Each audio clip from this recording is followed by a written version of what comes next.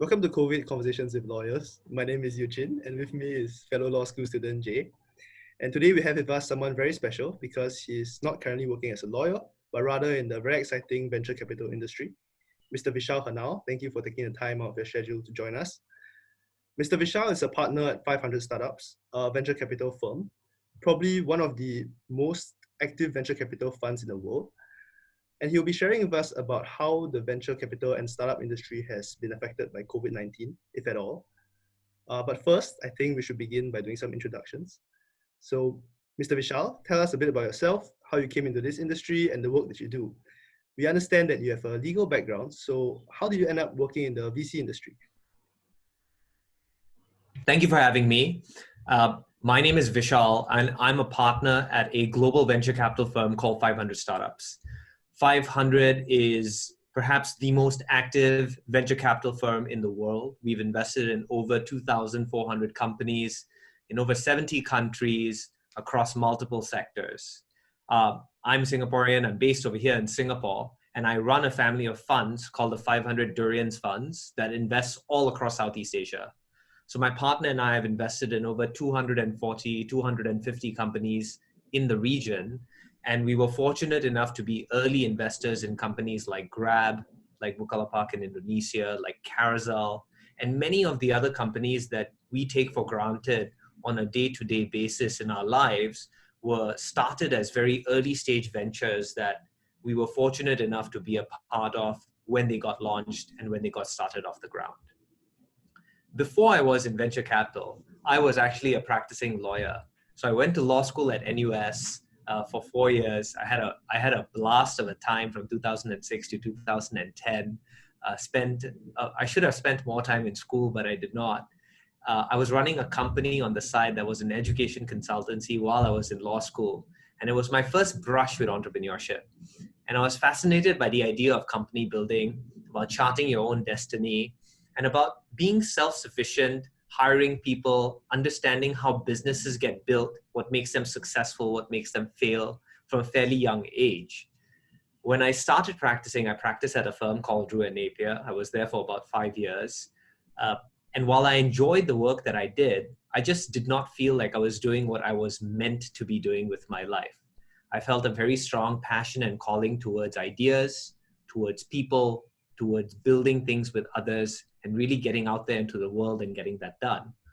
And so when I moved from law into venture capital, which is something that happened quite serendipitously, it expanded the boundaries of my universe from the four corners of Raffles Place and between Raffles Place and the courts to the world, really. I spent most of my year overseas between Singapore, San Francisco, New York, Boston, and Japan. And I live a very, very different life from what I did. But more importantly than that, I really feel like I'm doing the work that I'm meant to do. How did I transition from law into venture capital? When I moved from law into venture in 2015, people thought I was an idiot, to be honest with you. They thought that I was perhaps not thinking about my life the right way to leave a fairly established track record in law for a new industry which very few people knew about in this part of the world in 2015. During that time, there were no billion-dollar unicorns in Southeast Asia. There was very little investment activity happening, and you only started a startup when you weren't able to get a real job doing something else. So when I moved, it seemed like a very counterintuitive sort of like career move to make at that point in time. But it is now with hindsight and looking at how quickly the ecosystem has built up, how quickly startups have become successful in the last few years, that it seems like it was a good idea for me to do it. But that's the context of the move that I made. So what's the work that you do now? Do you enjoy it? I mean, what do you do on a daily basis regularly? I absolutely love what I do. So my work involves running funds, and these funds invest in early stage startup companies. We invest at the seed stage and we follow on into them as they grow and become larger. So on a day-to-day basis, a lot of my work revolves around raising capital so that we can invest that capital into funds, looking and assessing at various startup opportunities, speaking with experts from all parts of the world in all sorts of different subjects. I mean, I can be looking at a shoe company in Indonesia one day, a satellite company in Singapore another day, a biotechnology company doing cancer therapeutics in Boston the third day. And so the variety on a day-to-day basis is really, really quite immense. And so most of my days are spent with people having conversations. I'm fortunate enough that my partner and I have been able to build out quite a large team that supports us in a lot of the activities. So I spend some time with our team as well in trying to mentor them and help them make investment decisions as well and understand how to make decisions at scale. But it's very, very people-centric. It's about understanding ideas. It's about understanding trends. It's about understanding technology. It's about understanding people and their motivations and why they're doing what they're doing. And I love it. Sounds great. It sounds great, really. Jay? That's really interesting. Yeah, that's really interesting, Mr. Vishal. So let me start you off with a simple question. What makes investing in Southeast Asia unique or different from other regions? It's not a simple question, but I'll take it anyway. When I started investing in Southeast Asia and venture, it was the only ecosystem that I was familiar with investing in because I didn't have an investment history before I began investing over here in the region. For me, I learned much of what I learned about venture capital investing in Southeast Asia as my first starting point. It's only later that I started investing in other markets around the world, including in Silicon Valley and looking at companies in Boston as well. And I understood fully what the differences between the ecosystems were. So let's look at perhaps two much more mature markets or much more developed ecosystems. We look at the one in Silicon Valley, the one in China, and compare those to Southeast Asia. There are a couple of things that set them apart. First, if you look at an ecosystem like Silicon Valley, that ecosystem has existed for decades. It's been around since the 50s all the way till now. That's 70 years of history, of concentration of capital, of expertise, of the best and brightest people in the world congregating in this very, very small area to build technologies that have changed the lives of billions of people around the world. There's a sort of received wisdom and history with being in that place that has developed over those decades that you don't see in newer ecosystems. Because if you think about an ecosystem in Southeast Asia, Singapore, Jakarta, KL, Bangkok, Ho Chi Minh, Manila, it's all very young. Most startup activity has really happened over here since 2015, 2013. It's 8, maybe at the most 10 years old. There was very nascent activity before that. So it's missing a lot of the infrastructure and people and expertise that congregates in areas over decades. The good thing though is that it doesn't have to take decades again to build out new ecosystems, because the pace at which you can learn about company building, learn about investing, learn about supporting startups and then exiting startups increases quite exponentially because of how global the activity is now. You don't need to learn through apprenticeship. You can learn through Zoom. There's so much public information available online on this, and your access to people, to resources, to knowledge is a lot faster. So while there's a gap, I feel things are catching up. The second big difference is in the level of sophistication about the art of company building itself. And it ties into the first point that I had, which is because you have a congregation of expertise and a sort of like a knowledge and know-how of how to do it. People tend to be a lot more sophisticated about building companies in ecosystems like Silicon Valley and in ecosystems like China. So the way you talk about companies, the way you talk about the metrics that you need to hit, the way investors assess and size up businesses is a little bit different because there's a much longer history and knowledge and body of investing that they can rely on and founders can rely on relating to company building and the people and expertise that they can tap on to get that done. So that's again slowly building across Southeast Asia over here. The third big difference is really in terms of valuation, which is that if you're investing in ecosystems like China and in the Valley, companies tend to be valued a lot higher than they do in Southeast Asia. The main reason is it costs a lot more to build businesses in those markets. So in China, the amount of capital that is chasing after the volume of opportunities that exist is a very, very high ratio. So founders are able to absorb a much higher amount of capital because of that. And in the Valley, the cost of building, scaling a company is just so high, and the cost of salaries, manpower, everything, rent is just so much higher that you need to have higher valuations and raise more money to do the same thing in an ecosystem like Silicon Valley as compared to something like Southeast Asia. I see. So, as you mentioned, the infrastructure and the development in Southeast Asia is slightly behind, but it's catching up. If so, Yeah. what was the impact of COVID-19 on the startup scene in Asia? Well, the impact of COVID-19 on the startup scene has been in some ways similar to what we are seeing the impact is in the rest of the economy, in some ways different. So let's break it up into a few chunks and look at it from different dimensions. The first dimension is time.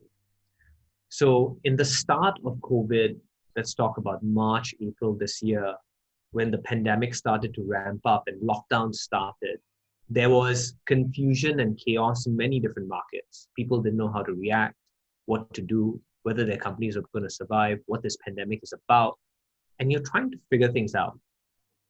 The founders of startups, just like the investors who back them, we're fundamentally humans. People need to first look after their own health, safety, well-being, and that of their families as well. Make sure that they're financially stable, and only then can they look at growth opportunities and investment opportunities.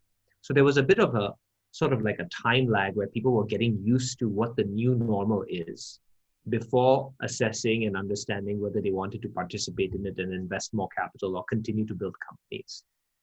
So over the last few months, we've transitioned into that period where the activity is looking very much like it did pre-COVID as far as startup building and investing is concerned. Deal volume is ramping up. New rounds are being financed. New companies are being born, not exactly at the same rate pre-COVID, but around those same rates. So that's one, the dimension of time. The second thing that's happening is that it's forced companies that were supposed to or should have died and closed down, it's forced a closing of those companies. And the companies that were really built on very resilient and defensible moats that had a heavy technology usage and focus have really done quite well for themselves over time. If you think about what COVID has done, there's some things that it has changed fundamentally, but really for most things, it has accelerated the adoption of ways of doing things or ways of working or living that were always around, but were being taken up at a much slower rate than you would anticipate. One of the best examples is video conferencing. This Zoom call, or the fact that we're having the Zoom seminar right now. Zoom and video conferencing technology has existed for, well, a decade, perhaps even longer than that. But the rapid adoption by everyone, from law students to law firms, to your parents and grandparents, to all sorts of businesses around the world, has been prompted by necessity of the pandemic. And you start to realize, actually, this is not a bad way of doing things. And the adoption of technologies like Zoom and video conferencing is really a sign of a small sign of a much wider flight towards technological solutions. As people move more of their work and more of their lives and more of their interaction online and on mobile devices, it calls into, it requires a new sort of range of products and services to cater to those needs. So there's a much wider adoption of technology because of that, to meet that demand. And if you think about what startups are, they fundamentally tend to be technology companies. So as an asset class, they tend to benefit or have tended to benefit net from whatever's been happening during COVID. The third thing I'd say is that different sectors have been impacted differently. So if you're a travel technology startup, for example, you've probably had a slightly harder time during COVID than other companies have. Or if you're more catered towards more traditional forms of F&B, to use very obvious examples. And even within the context of travel, it's not as obvious because the companies that have focused on domestic travel, sadly, domestic travel is not a thing in Singapore, but if in many other countries where you have more than one city, it's actually picking up at a very rapid rate. So you've seen the success of some of the travel companies in Indonesia and Malaysia recently that have been on the backs of a boom in domestic travel. Other sectors that have benefited very, very tremendously from whatever's been happening from COVID-19, and I use benefit more in the perspective that they have benefited economically from whatever is happening, the adoption of technology, have been in education and healthcare. Healthcare has benefited quite significantly through things like telehealth and telemedicine that have been through need and necessity, through an increased attention and focused on personalized medication and wellness and health, as people become more health conscious of themselves during this time of lockdown and more focused on their own baseline, wellness, whether it's mental, whether it's physical. So that's been quite interesting. And education, as you've needed new ways to learn if you aren't able to go physically to schools. So online platforms for learning, for skills upgrading, for training have really picked up during this time. And I'm sure, just to add a last one, and I'm sure that the uptick in Netflix has been quite tremendous during this time as well, as people shift their entertainment online also. So if you think about it, one of the things that was remarkable about law when I was a lawyer and when I was in law school is that I remember there's this old adage that law usually follows common sense. What the law is usually a reflection of what you think is commonsensically quite fair and seems logical and reasonable. It's the same thing with investing, actually, which is from a first principles basis. If you think about things, of course, the activities that you would do offline in a very, very large part benefit quite significantly. The technological equivalents benefit quite significantly in a world where you can't interact physically. I was just wondering if the government's COVID relief and regulation during this period has affected the startups your fund has invested in, and companies on the whole. And do you think that is sufficient, or should there be further regulation by the government to support struggling businesses? I think that any sort of government support has been quite helpful for our companies, for the ones that have been able to avail themselves of some of the schemes that have existed for SMEs and early stage companies, whether it is support through investment or support through government subsidies for hiring, subsidies for companies that are in vulnerable industries like tourism. So I've known of many, many stories where companies have benefited from those policies. Well, to answer the question, is it enough, or is there room for more? I think there's always room for more. So if you were to ask companies, could you use with a little bit more assistance? No one's going to say no to that. But I think the government's doing a fairly good job in getting across relief and support for early stage companies. Startups are in a very unique situation compared to many other types of companies, whether they're SMEs or large enterprises, in that the voice of startups is not as loud as other companies or other industries. So if you think about what happened with F&B in Singapore, when there was lockdown and people weren't physically able to visit restaurants, there was a huge lobby group that started to support your local F&B, support your restaurant. People were creating ordering platforms just so that you could support F&B enterprises across Singapore. There was a huge public debate and dialogue about how do you support F&B? How do you support your local, convenience stores during times like this when they're not allowed to remain open, when they have to pay very, very huge fees for delivery, through their through very thin margins, and it starts a dialogue. The same thing is happening with airlines and many, many other industries that are affected badly by COVID. The thing about startups is that they're too small for anyone to actually lobby for them as an industry, right? It seems to be a much more nimble, agile little beast that few people actually care about in the economy.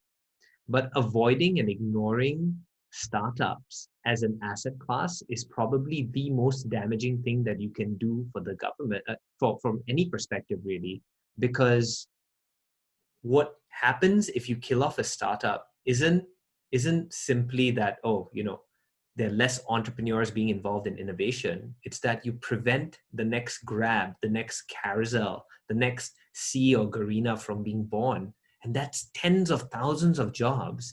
That's new forms of skills and retraining that enters into the economy. That's new innovation that you get known for. It levels up an entire economy by allowing companies like that to survive. So the cost of stamping out a startup is or not supporting the ecosystem is very, very, very large when you consider it from a perspective of opportunity cost of what could have been, which is why it's important to support them.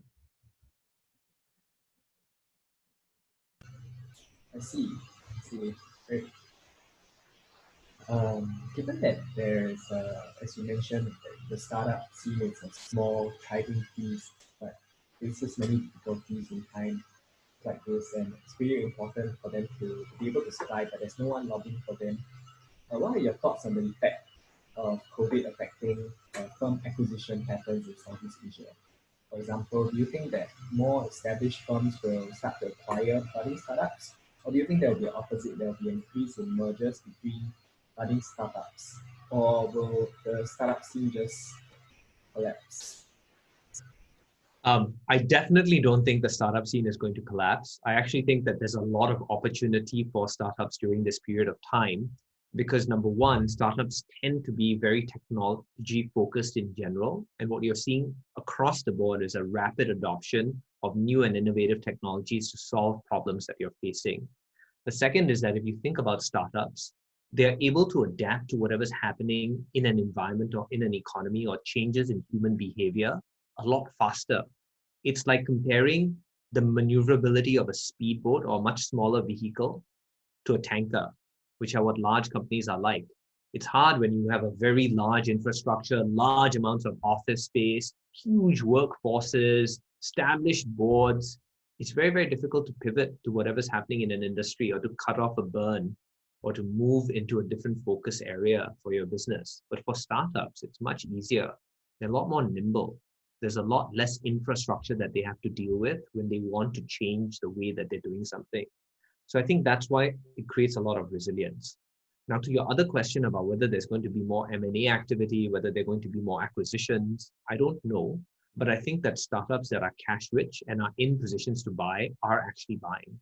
So if you've been following the news lately, there have been a number of startup related acquisitions that have taken place. In our portfolio alone, we had a company that was recently acquired called TradeGecko. A US large accounting firm called Intuit purchased them outright.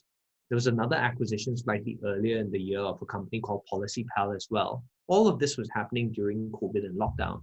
So I think that it is for the people who look at what is happening as being opportunity laden and driven, and if you have the capital and resources available for you, it's actually a great time to buy.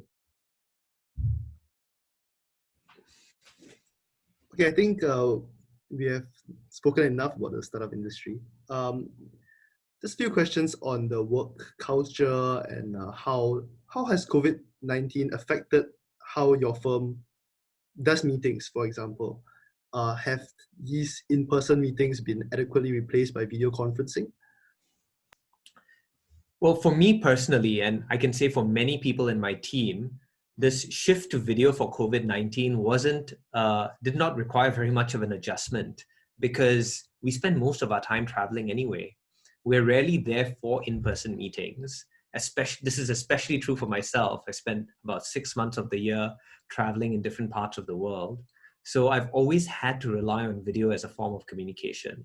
The adjustment period has been a lot quicker than it would be for people who aren't used to communicating through video. I do, however, miss the human-to-human interaction with my teammates and being able to see people or meet people around the world in person. And I think many people in the firm miss that interaction as well.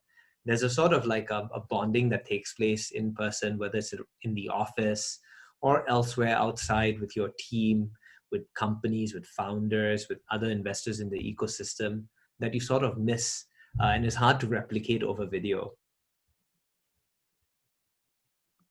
Do you see this culture of video conferencing continuing in other companies that perhaps do more in-person meetings? Yes, they have to by necessity. I think it depends on different markets. So in Singapore, I think in-person meetings are starting to increase quite significantly. A lot of the founders of our companies are meeting prospective investors, customers in person. while at the same time having a number of video calls. So what I think is going to happen is that video as a medium for communication, for business communication in particular, is going to become a lot more acceptable. And so even in a post-pandemic or post-COVID world, people would be a lot more amenable to having video meetings and not just in-person meetings. That being said, I also think human memory is quite short-lived, and although the video experience has been quite fantastic for most people, they're likely to go back to having in-person meetings for the most part once things normalize. I see. With regard to the VC industry in general, you mentioned earlier that the VC industry really boomed the last 10, 15 years. What were some of these significant events that sparked a change in the VC industry? And do you think COVID will be one of them? So I'll speak specifically about the VC industry in Southeast Asia and how it's transformed over the last 5 years from being a sleepy sort of like backwater VC ecosystem to perhaps the most exciting and vibrant and promising VC ecosystem in the world right now. Southeast Asia is now the fastest growing internet economy in the world. The rate of technology adoption, the mobile usage, the fact that people are transacting online, those metrics are all hitting above the weight of the region right now. And it's quite a phenomenal thing. The main change that has happened over the last 5 years, in my view, has been the fact that we've seen big success stories come out of the region. We have successful entrepreneurs now, and we didn't have them in the past. So if you were an aspiring founder of a technology company or startup before 2015, you were looking at Mark Zuckerberg as your idol. You were looking at the Google guy, Sergey, as your idols. You're looking at all of these people from a completely different ecosystem, a completely different environment, who had built successful companies. And you're like, oh, maybe I would want to do something like that over here in Southeast Asia. But there's a distance, there's a bit of a dissonance, because the ability to relate with those people is disjointed from the experiences that you've had. You can't identify with them as strongly. But when you're over here in Southeast Asia now and you see, the Grab founders, Anthony and Huiling, or you see the Carousell founders, Sure, Marcus, and Lucas, build a successful company, and you're like, oh my God, these guys, they look like you. They went to the same schools that you do. They eat at the same hawker centers that you go to. And if they can build something like this, you start thinking to yourself, well, maybe I can too. And you give it a go. And so the biggest change is that there are successful local companies, heroes that have been born over the last 5 years. And young people in general, but young people in particular, want to become entrepreneurs. It's no longer something that you look at as being something that you're embarrassed about, which is what it was like 6 or 7 years ago, or something that you did as a secondary option. It becomes something that is the best thing to do. Start your own company. And that sea of change, right, is really what's driven the absolutely exponential growth of the ecosystem over here in Southeast Asia. Do you think COVID will kill this drive a little bit as people look for more security? They want to look for safer jobs? I don't think so. I think it would definitely put a damper on it. So people would be a lot more cautious now, and we're seeing it, and the rates of company creation have been lower than it was before COVID. But at the same time, it's picking up. Because the way that you should look at it is that COVID has been devastating in some areas and created a need for security among people. But it's also opened a phenomenal amount of opportunity if you're willing to look in that direction and see it. And if you're starting young agile companies and you're in a position where you have some cash, you feel confident, you feel secure in what you're doing, or if you're in the opposite situation where you have no liabilities and you've got nothing to lose, it's a great time to start a business if the opportunity set that you're looking at is COVID resilient and resilient in the longer run. The second thing I'd say about it is that I take a very long-term view on these things. Maybe it comes from investing through funds that have 10-year life cycles. You think about things in the very, very long run and how the world is going to look like in the period of 10 years or 5 years, and not just in the next 3, 6, 12 months. And when you take that lens, I feel that COVID is just going to look like a bump in the longer road. There may be other pandemics that take place. Who knows? Maybe something even worse than a pandemic may happen. But in the longer tail of whatever is happening, I feel it would be quite insignificant. And more people are going to become entrepreneurs and start companies and try and chart out their own destinies. So I think building off that, what advice do you have for entrepreneurs who are looking to create a startup, do startups, especially in this age of COVID? What industries or areas should they be focusing on? Obviously, I don't think they should be starting a nightclub, but what do you think they should look out for?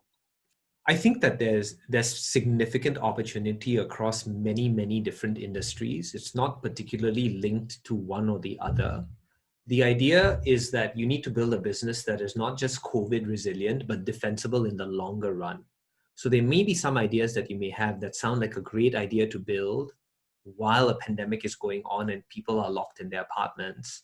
But you need to make sure that when you build that business in a post-COVID era as well, it's going to be defensible in the longer run, and people are going to still want that product and service when things return to normal. I think generally that is the advice that we've given entrepreneurs who are looking to build businesses. The sectors that we are looking at a lot closer, and I'll talk about sectors in terms of industries, are healthcare. We've been looking at education.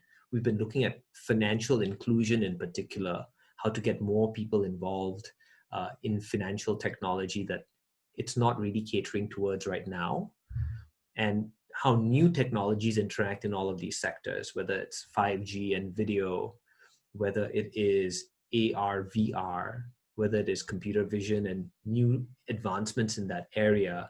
So we've been looking across the spectrum at opportunities that exist. What about people who are looking to find employment in the VC scene? How can they be like you and leave the law industry or any other industry to get into the venture capital industry? Well, the advice I'd give to people who want to enter the venture capital ecosystem is to start by showing a genuine interest in what it is that VCs do, which is invest in companies and startups. So if you're familiar with what venture capitalists invest in, you've spent your time in the startup ecosystem, you've understood what those companies are about, you've been helpful to them, or you've had some experience working with, investing in, supporting startups in some way, that's always very, very useful, a very, very useful stepping stone into venture. The next thing I'd say is that I don't think venture capital is a difficult profession to learn. It just requires a certain combination of skill sets. You've got to be innately curious about the world that's around you. You can't be afraid of being wrong, and you need to be able to ask all of the silly questions that you need. You need to have lateral knowledge, which is the ability to draw links and connections between very, very different topics, because it allows you to think in more dimensions and understand risk a lot better. And you should be great at communication. So the ability to communicate ideas is a very, very powerful skill in venture that many, many people underestimate. And lastly, it's such a people-driven and people-focused profession. So the ability to relate to people, understand what drives them, is very, very important in venture. In some ways, you learn those skills in law and in cross-examining or trying to get to the bottom of something. And I think that that's been a very, very valuable skill set for me to have as well when you're trying to invest in companies. And at the early stage, they're really all about people. And so understanding the people is really the main game over there. I think a final question for you, and for the benefit of our audience as well, for some people who might be looking into doing startups, what are some key takeaways that you have for new founders? What are some of the values that you hold and you find that founders need to have? Well, entrepreneurship can be as simple or as complicated as you want it to be, but I like erring on the side of keeping things simple. So if you are a new founder looking to build a business, first, build something people love. The second, build something that you are obsessed with. You can eat, sleep, drink this thing all day, and it is singularly on your mind, because startups are a long and grueling journey. And if you're not obsessed with what you're doing, it's going to be very, very hard to stay motivated when times are tough. And the third is, have a view on how you're going to make more money than you spend in the longer run, which is a pitfall some companies fall into these days and have received a lot of bad press for. And I think as long as you follow these principles, you're at least guided by some basic tenets on how to build a company. I bet you thought it was going to be a lot more profound than that, but you'd be surprised at how many people skip over these basics, especially rule number 1, which is building something people love. Thank you very much. That's all the questions we have. Mr. Vishal, do you have anything you want to say to the audience? Or? No, thank you for your time. I hope this is helpful to someone. And if any of you are starting a company, please feel free to reach out to me. Thank you very much. On behalf of the COVID team, thank you, Mr. Vishal Harnal, for sharing your insights with us. And thank you to the audience for watching this video. We hope that you have taken something away from this. Stay safe and thank you. Thank you all.